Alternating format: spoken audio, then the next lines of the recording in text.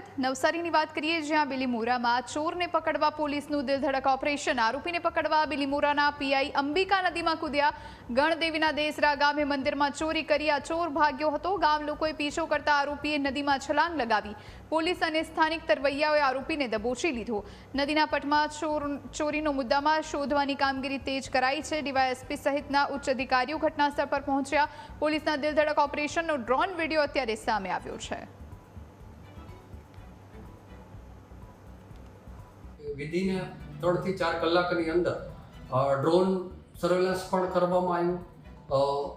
સ્ટાફના માણસો પાણીમાં અંબિકા નદીની અંદર કૂદી અને આરોપીઓને ચારે તરફથી ઘેરી લીધેલા। હોડીનો પણ સહકાર લઈ હોડીનો પણ ઉપયોગ કરી અને તેને ઘેરી અને ગ્રામજનોએ પણ ખૂબ જ દેશરા ગ્રામજનોનો પણ અમે પોલીસ આભાર માને છે।